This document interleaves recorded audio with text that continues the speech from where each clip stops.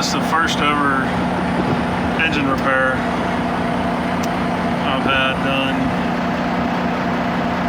This thing was just, it was bleeding.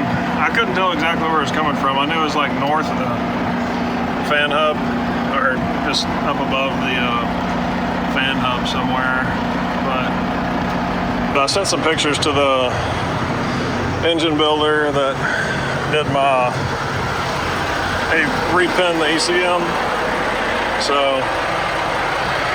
I don't know. I asked him if I could get away with it for another month or 2 or 3 and just kind of, I mean, it was only dropping, I don't know, like half a gallon of oil every 5,000 miles. So it really wasn't losing that much oil. But it was losing some. Well, look at that.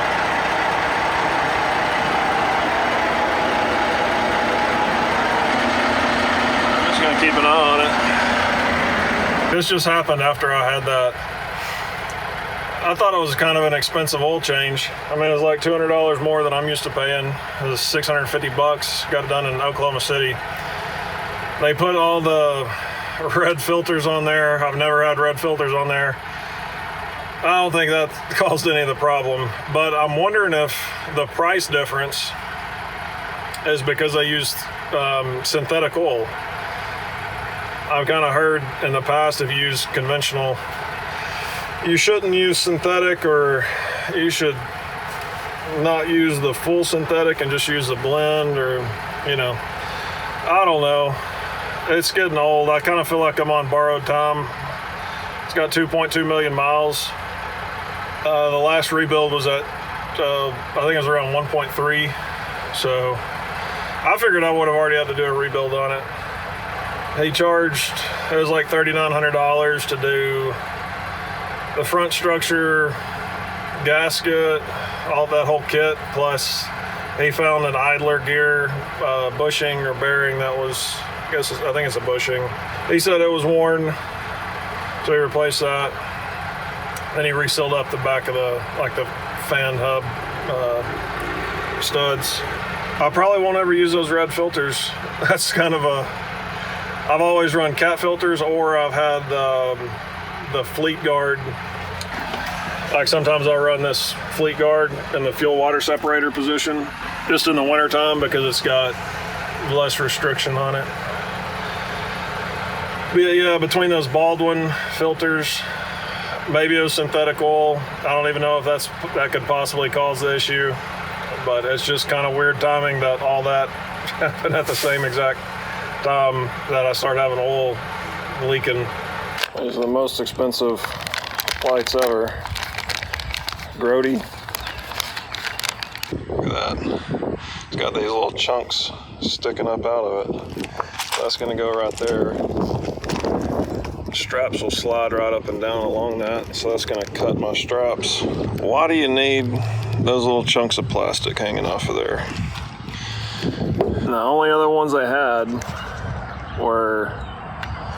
had like this big thing sticking out, so I guess those are just for dry vans and reefers, or any trailer that doesn't need straps to go over it. But this is a flat version. You know, it's pretty flat. You would think they wouldn't have this sticking up.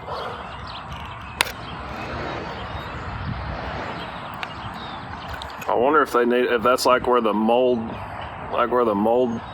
injection starts, and that's where that finishes up.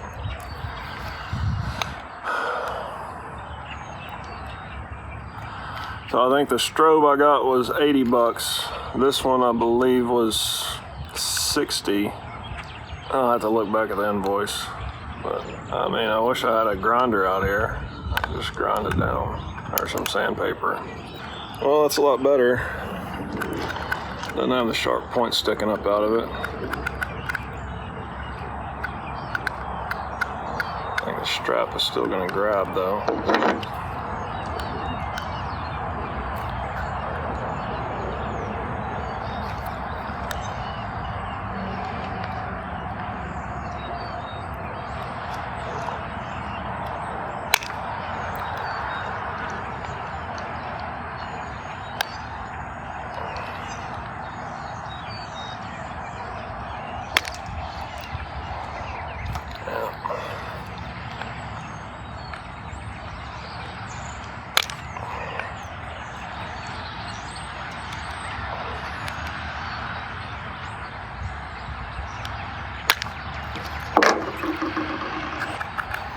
That should be good.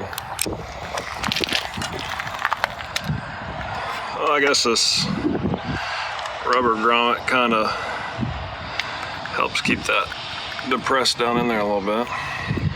That should be fine. And the strobe had an even bigger problem with it.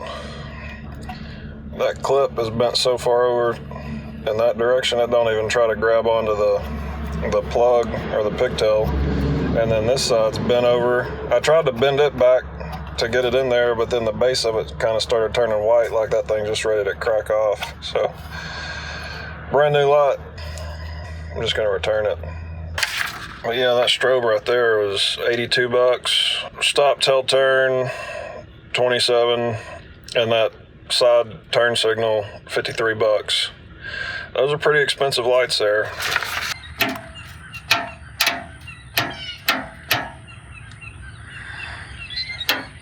Okay, I'm using my Tahoe battery to try to test these. I don't have my truck with me right now. That's the one that the strobes are hooked up to. Just gotta be careful when you drop that door down. It doesn't move those alligator clips. There we go. That should be our right turn signal. That's the turn signal I replaced. Yeah.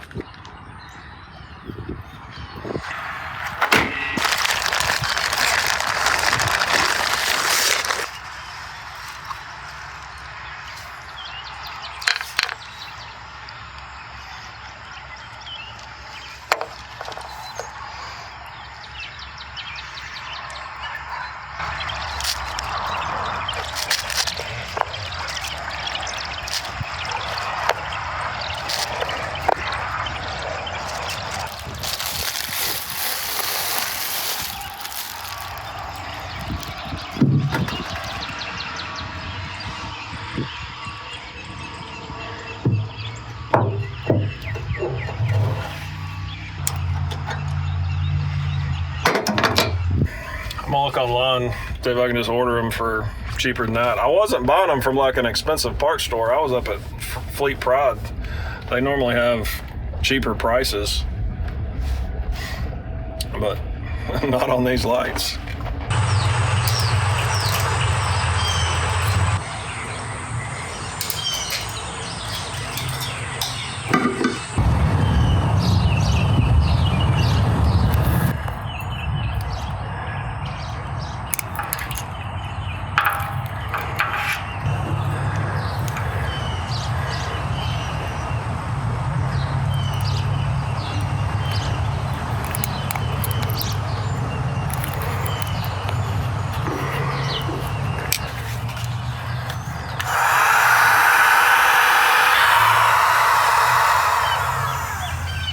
I think I probably need to plug them together before I do that side.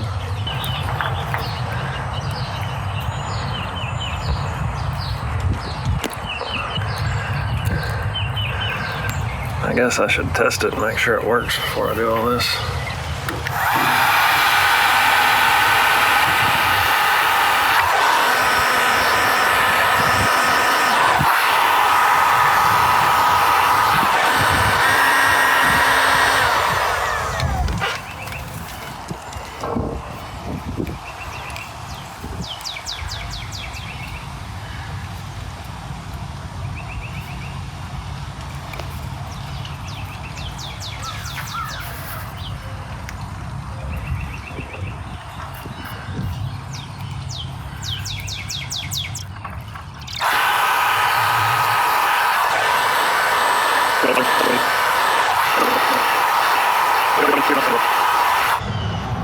That one ain't coming out of there. That thing's grabbing.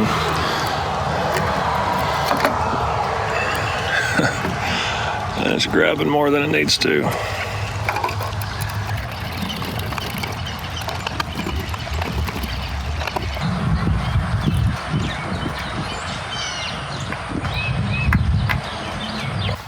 Well, that one's done. These next two will be easy. I've already got all I got to do is plug them in and screw the things in there.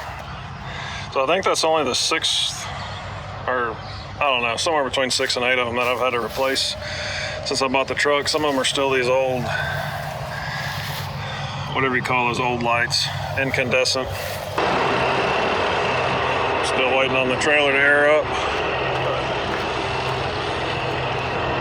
So there's one turn signal.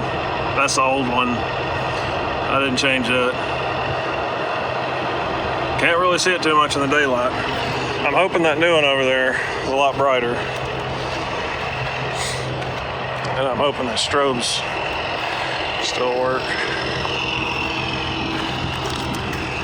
Turn signals.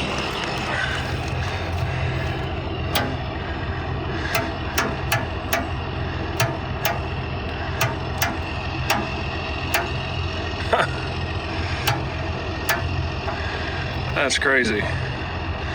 They were just working when the Tahoe was hooked up to them.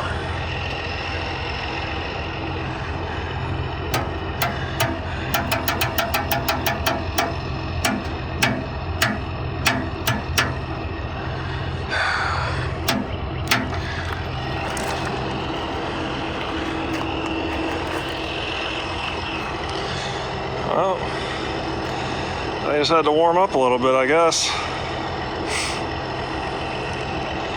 I always have to flip that 2 or 3 times to get them to activate. I wonder if it's something to do with the... I have no idea.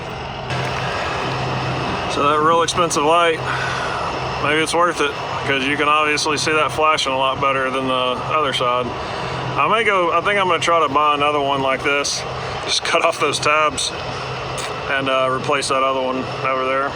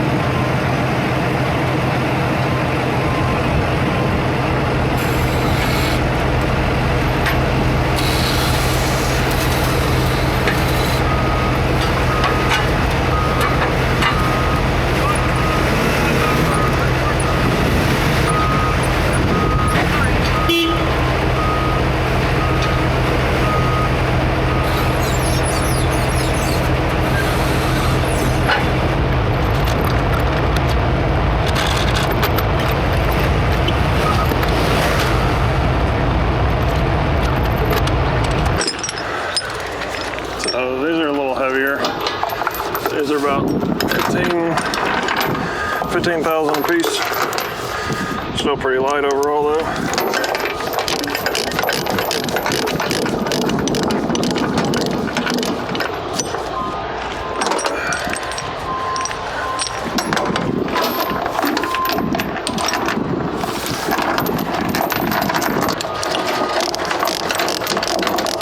Still way easier than taking all those, a lot of small ones.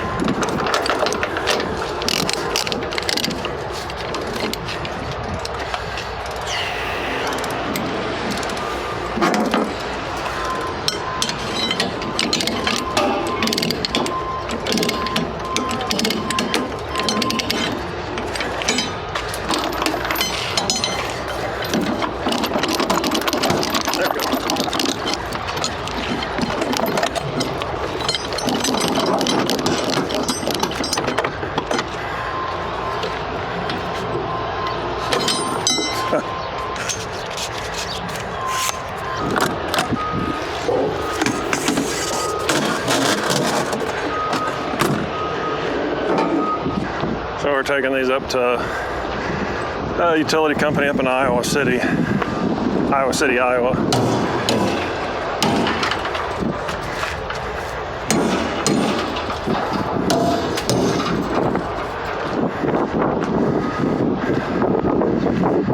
And getting loaded on Sunday again. Talked to another driver, he said they'll load you on Saturdays too. So I'm just gonna haul these every time I'm leaving the house if it's going to an area I need to get to.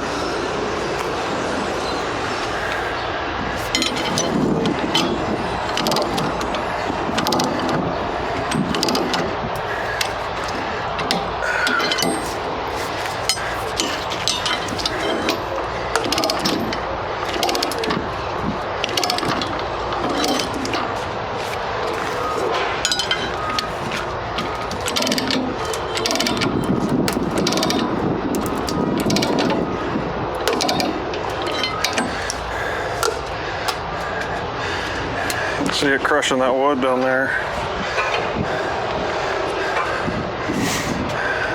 These bigger ones normally ride better than the smaller ones, actually. But about to go get some paperwork and get out of here.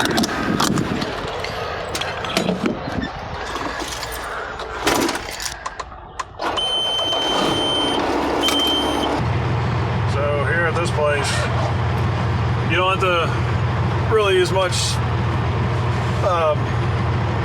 you don't really have to use a lot of PPE except for getting the paperwork.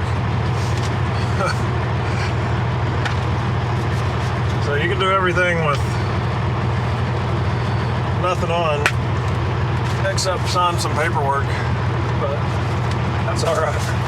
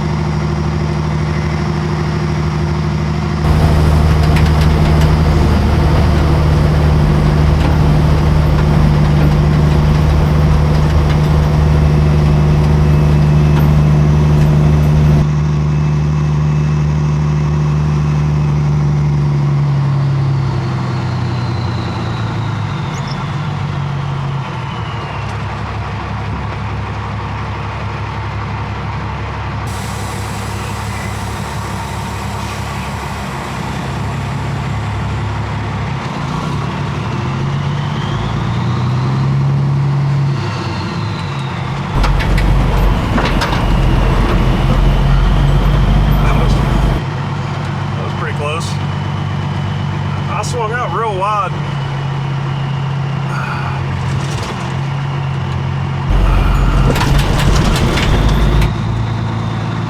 Probably still had like 4 inches to go.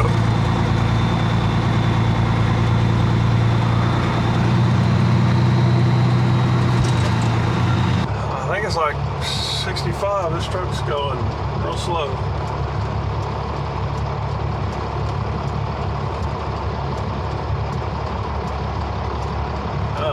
He's pulling in here.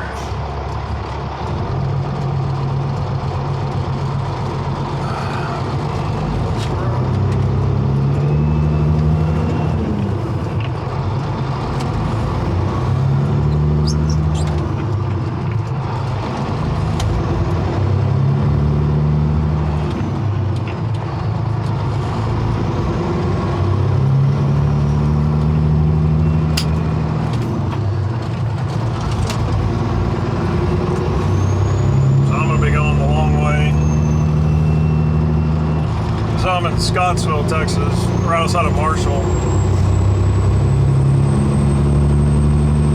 But instead of running around the loop in Marshall and heading up 59, I'm gonna go over around the 220 in Shreveport, jump on 49.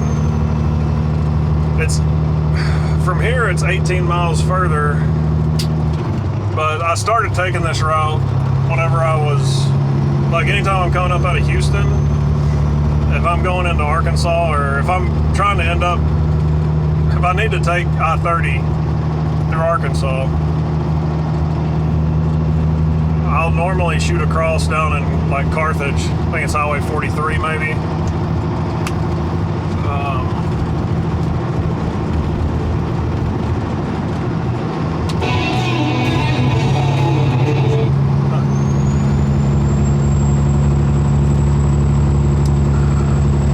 And it's a little further that way too, but just not having, I mean, I'll probably avoid like 10 or 12 red lights, maybe more. And there's just nobody on I-49 in Louisiana. It's like, you got the whole road to yourself. So I think it might save fuel, it might save time, or it's pretty close, you know.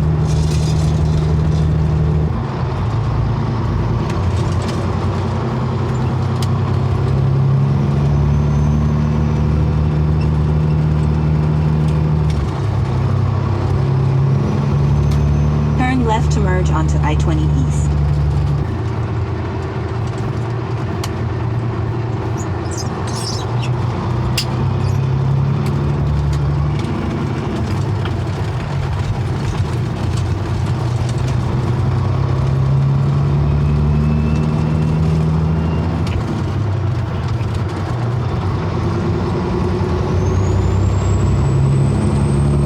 So yeah, I'm not sure how far I'll make it into Arkansas.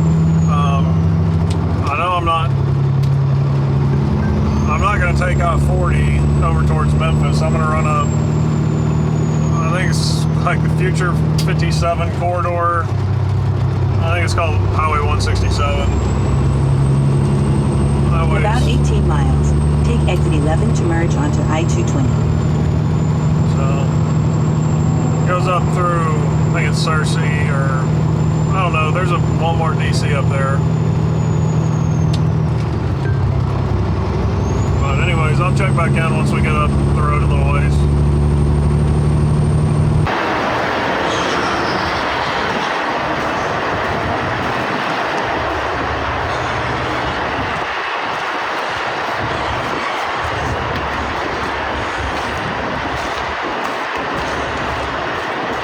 Oh, we had like a freaking tornado come through here last night. It's still windy. I got an extra light on.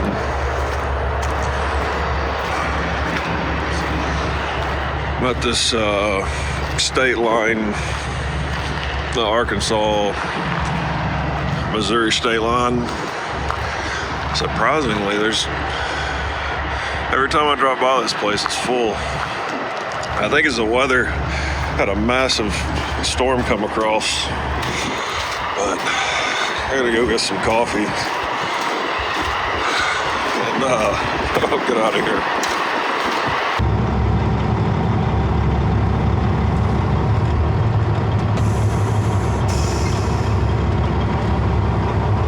What the heck? Oh, my ABS goes off. I tried that last night. Didn't work.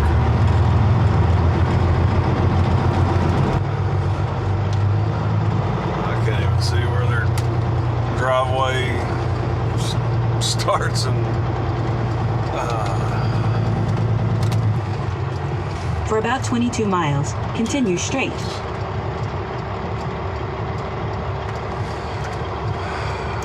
It's like 2 o'clock in the morning. I don't feel like I should be having to wait on so many different cars.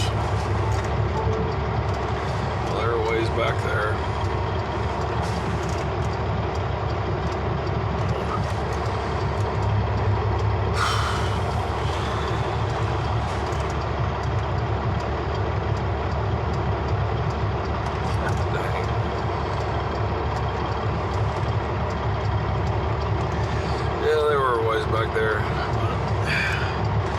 You got your brights on. Can't even tell.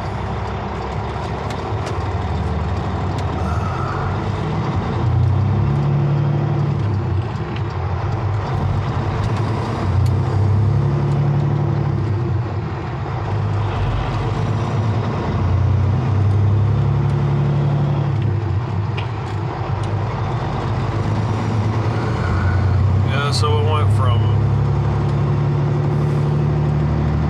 80 degrees outside to 30 degrees in a span of like 4 hours.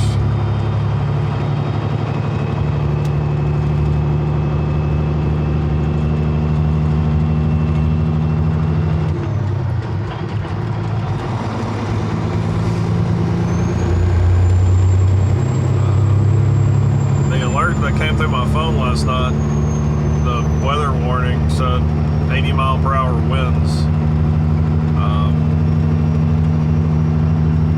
I think it was pretty close to 80. I mean, it felt like we were having a tornado come through there for a little bit.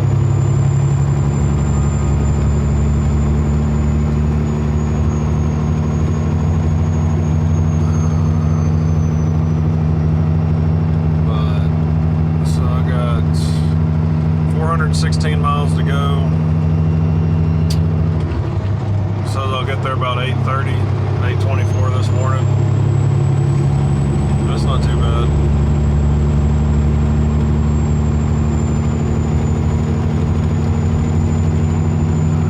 As long as I get around St. Louis before everybody starts waking up. Diesel's expensive enough. God dang, that wind is still hammering me.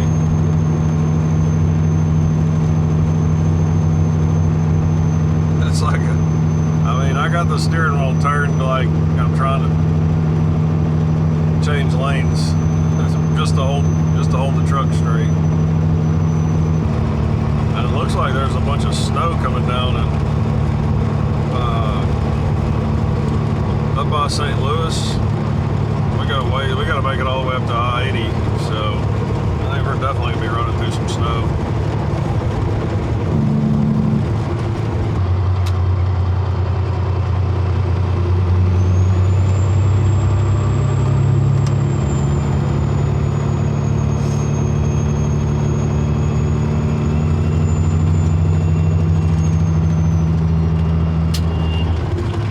Stay in the left 2 lanes.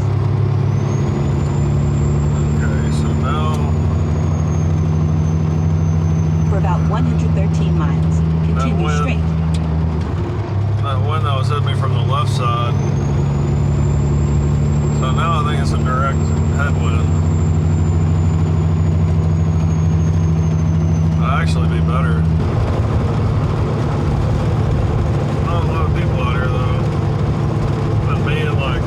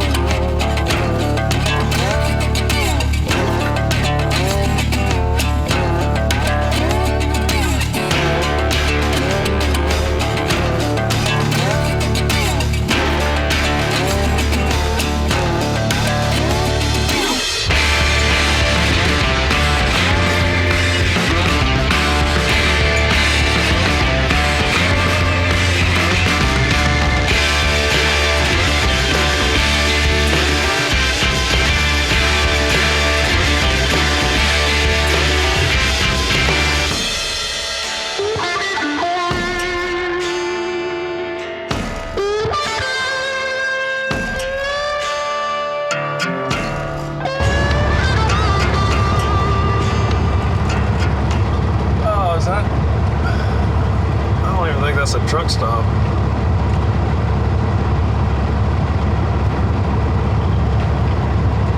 That'd be nice if that was a Casey's that had a truck parking.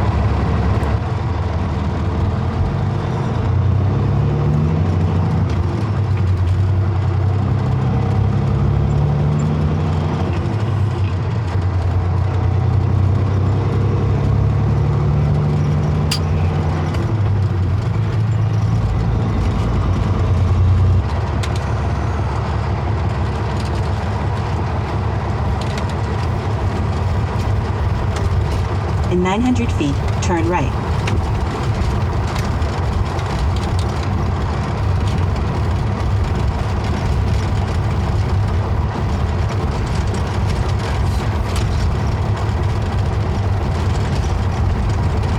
Walmart?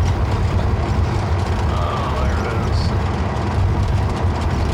I think that's where the car's coming out. Maybe the next one. Turn right, then arrive at your destination. That's Walmart.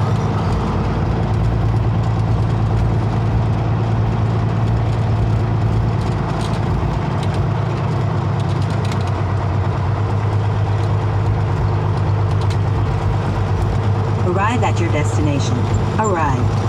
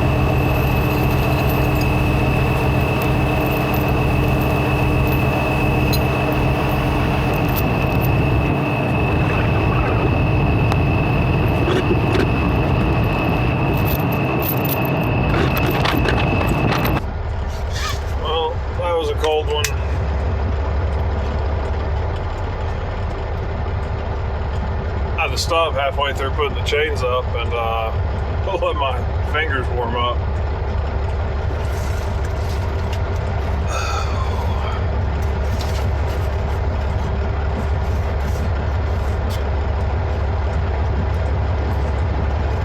I had real small gloves on, and that was a big mistake. But they got me unloaded quick.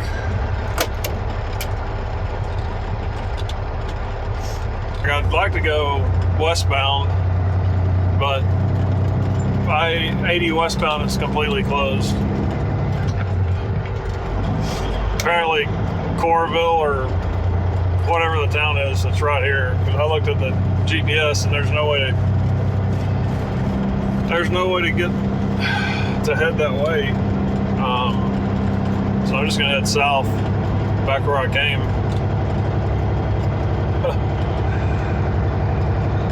There's like a little tiny Casey's down there.